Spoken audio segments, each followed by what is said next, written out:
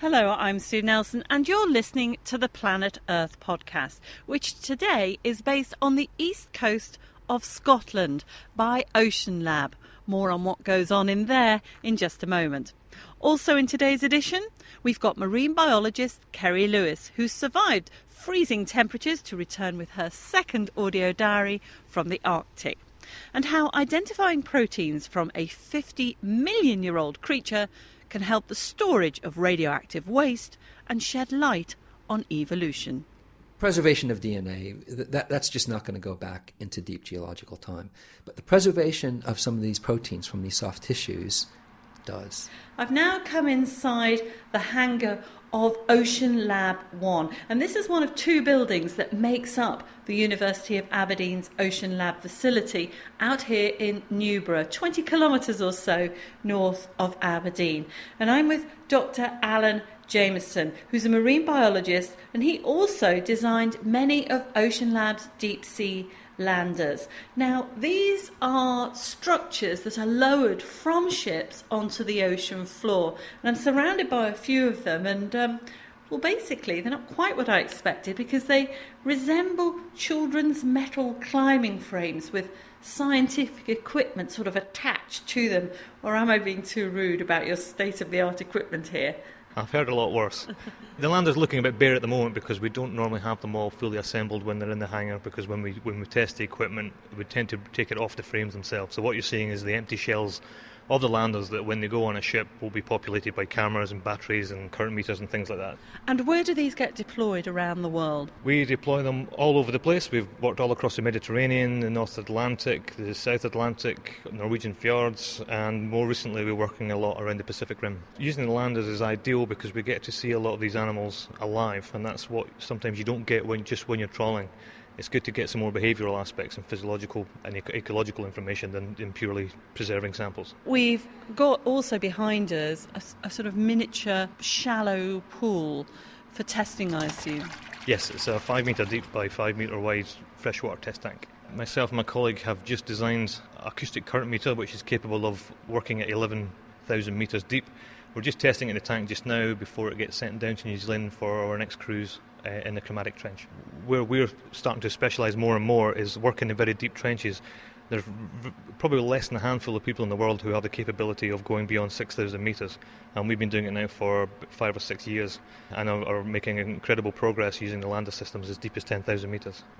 We believe that ocean conservation is everything in between, so it's the surface to the deepest point in the entire ocean in its entirety, not just the shallow end. So somebody has to do the deep end, and that's where we are.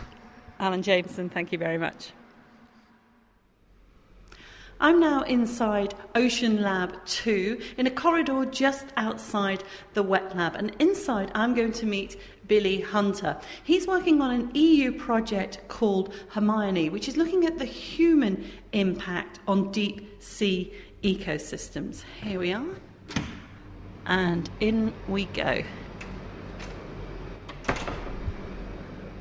Hello, Billy. It's quite noisy in here, isn't it? Yes, there's a chiller unit running for another set of experiments looking at ocean acidification. And whereabout are you working at the moment? I'm working in the northeast Atlantic in a canyon between the southwest coast of Ireland and Cornwall. It's a submarine canyon, so it starts at around 1,000 metres water depth, and it descends down the continental slope to around about 3,500 to 4,000 metres. We've got wetsuits at the back, a couple of large industrial-sized sinks, and then we have this, which is difficult to describe, but I'm going to give it a go. It's a piece of equipment that's about 1.5 metres high or so, with two big orange floats on either side. What is it? This is called a benthic incubation chamber. It's affectionately known as an aerobic by us. And essentially what it is, I suppose, is a glorified shovel connected to a glorified syringe. The actual chamber itself is sent down to the seafloor on what we call an elevator, and it's then taken by the remotely operated vehicle, which is a robot submersible, which grips the handle on the top of it, lifts it and places it on an undisturbed area of the seafloor. And then we can take measurements and look at what's eating what in the sea floor. In terms of the life that you're looking at, what type of creatures are you specifically interested in? At the deep sea floor, I mean, there's the large exciting animals, the fish and the large crustaceans and sea cucumbers, which are feeding on the surface and eating each other. What I'm specifically interested in, however, is the tiny little worms that live in the sediment. So they live in the mud. Essentially, they feed on all the detritus, the dead plankton and poo that sinks down from the fish and other animals that live in the water column. And they form the base of the food chain at the sea floor. And why are you interested in these creatures in particular? These creatures have a lot of important contributions to both how the global climate works, how carbon and nitrogen cycle through the environment, so they affect the amount of carbon that's in the atmosphere, and they also provide food for the fish, the bigger animals that live at the sea floor. So they're sort of almost the basis of the food chain, effectively, which makes them incredibly important. Yes, certainly if you removed all these animals, the whole marine food chain would be seriously affected. So what sort of impact, then, is man having on these tiny creatures? Well, that's a very difficult question to answer. It's one of the things that we're really trying to just start to get a handle on at the moment. What we're looking at is what these little animals eat, how they interact with each other, and also how they affect the bacteria in the seafloor. Which the bacteria also are eating a lot of the detritus that lands at the seafloor. In terms of man's impact, it could be massive. Essentially, man is affecting how the seas function by putting new material into the sea and affecting the climate. We introduce pollutants into the sea, even material that's swept off the land, farming residues and sediments, and with climate change there'll be greater amounts of that material coming into the sea because of storm events, and we just don't know how that material is then going to affect life at the seafloor. Billy Hunter, thank you very much indeed. You're listening to the Planet Earth podcast from the University of Aberdeen's Ocean Lab in Newborough. You may remember from Jurassic Park, the book, or the film, that scientists managed to reconstruct dinosaurs from DNA that had been preserved for tens of millions of years. Sadly, for dinosaur fans, DNA doesn't appear to last that long, but it turns out that proteins do. And an international team of scientists has managed to produce the first ever images of the residues of skin proteins from a 50 million year old fossil. The technique will not only be used to piece together the evolution of ancient creatures, it could even help with the storage of radioactive waste. Richard Hollingham went to meet the leader of the research group, Roy Wegelius, at the University of Manchester. So what we're looking at right now is a very, very small, probably juvenile reptile from the Green River Formation. It's about 50 million years old.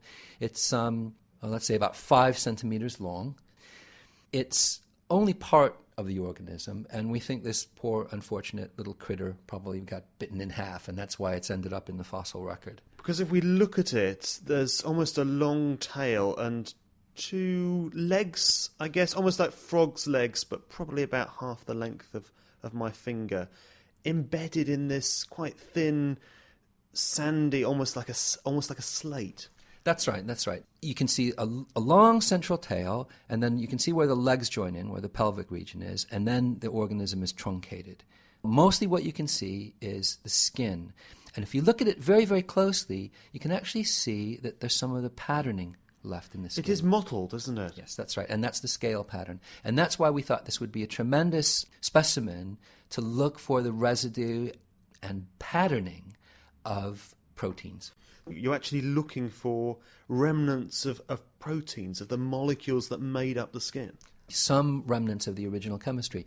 After 50 million years. That's exactly right. It's the chemical fossil. Now that seems like an outrageous thing to propose, doesn't it?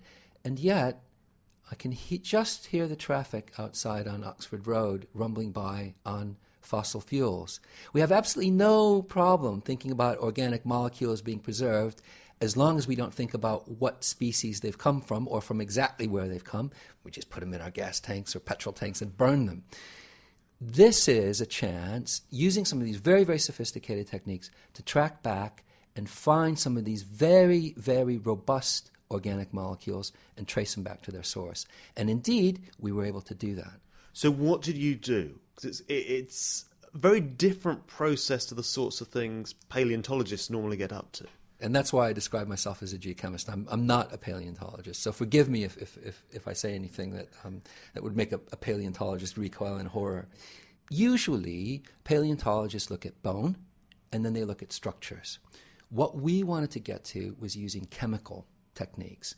And we had this idea of using a different part of the electromagnetic spectrum. Very, very simple thing that we did. We just used infrared light rather than visible light.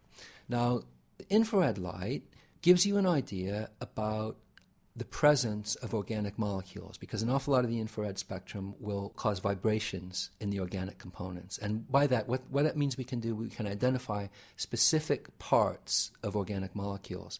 And the specific parts of the organic molecules that are present within this fossilized lizard skin are extremely similar to the organic molecular fragments that are present in beta-carotene from existing lizard skin.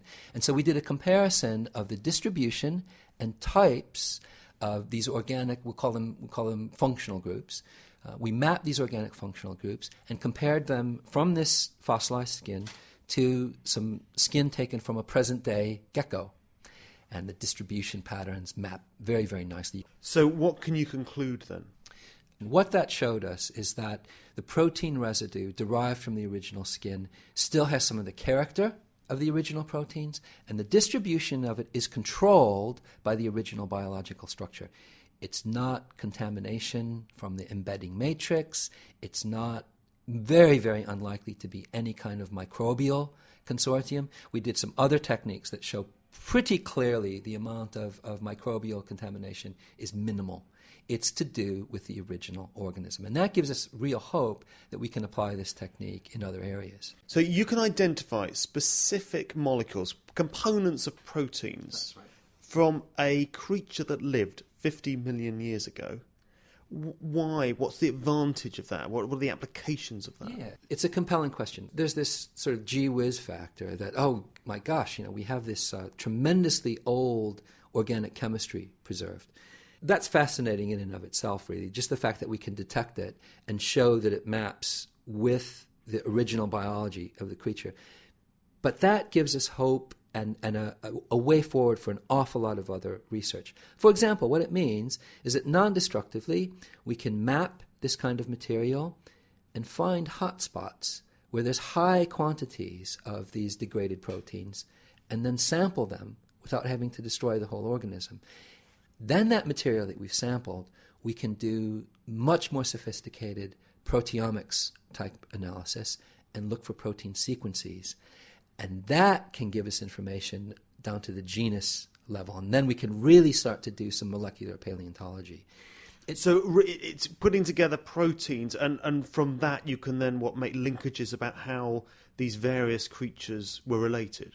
That's exactly right. It can and it will have a big, big impact on understanding evolution, because we can get down to these protein sequence levels. Preservation of DNA, that's just not going to go back into deep geological time. But the preservation of some of these proteins from these soft tissues does. And this has applications beyond just understanding evolution. One of the things that I'm very interested in fact, the other side of my research has to do with radioactive waste disposal and how we can safely sequester radioactive waste. Now, the safety cases for most countries have to demonstrate containment for between 100,000 and 1 million years. Well, this is a 50 million year experiment between trace metal contaminants and organic compounds that tells us one way that nature has been able to sequester organic compounds and trace metals in place. Now, that's very, very useful information for us. Roy Wegelius from the University of Manchester talking to Richard Hollingham about the power of proteins. I'm back outside Ocean Lab now to introduce our final report, which also relates to an ocean, but this time at the far north of our planet. Dr. Kerry Lewis recently returned from the 4-week Catlin Arctic Survey, which examined the effects of climate change on the Arctic Ocean. As a marine biologist at the University of Exeter, Kerry specialises in marine creatures, and the focus of her second and final audio diary is zooplankton.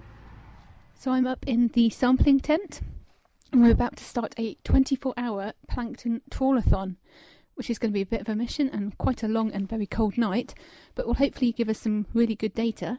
We had our first midnight sun just the other night, so we want to look at the differences in plankton distribution under the ice now that we've gone to 24 hours daylight.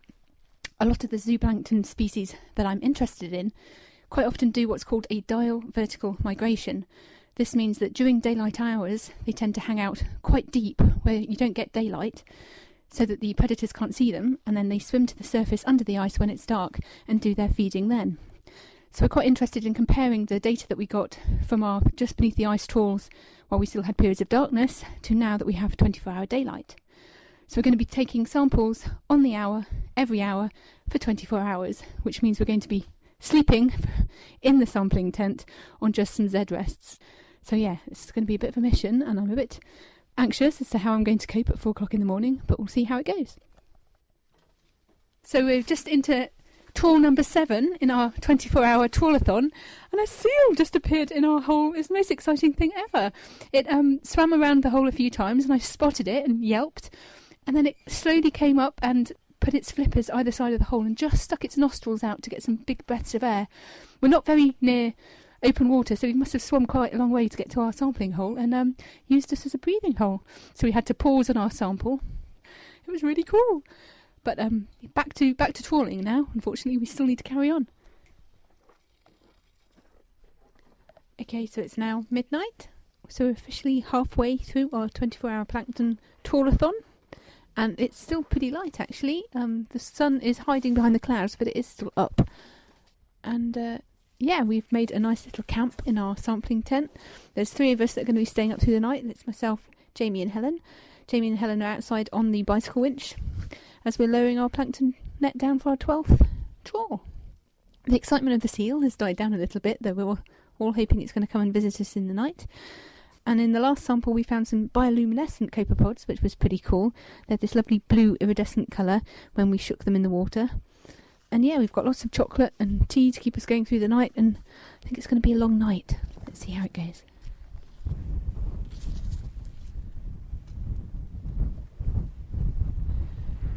So it's now midday, and as you can probably hear, the wind has picked up quite a lot since we started this sample 24 hours ago. It's now minus 27 air temperature, but blowing about 18 knots, which means it's about minus 45 wind chill factor, and it's blowing lots of snow, so it's really quite low visibility, and we can just about see the camp, but it's not so nice out here anymore.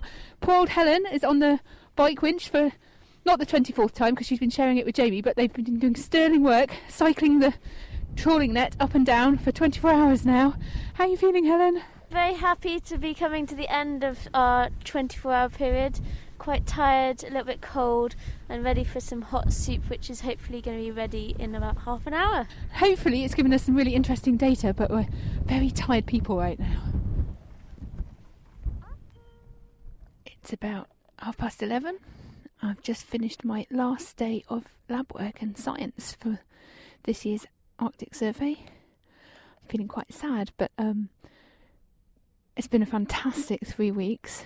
I've worked my butt off. I've got an awful lot of samples that are either frozen or fixed to take back to Exeter, which will lead to a couple of months, I reckon, of further analysis. But the data we've looked at so far looks good. I'm very happy with what we've managed to achieve out here this year.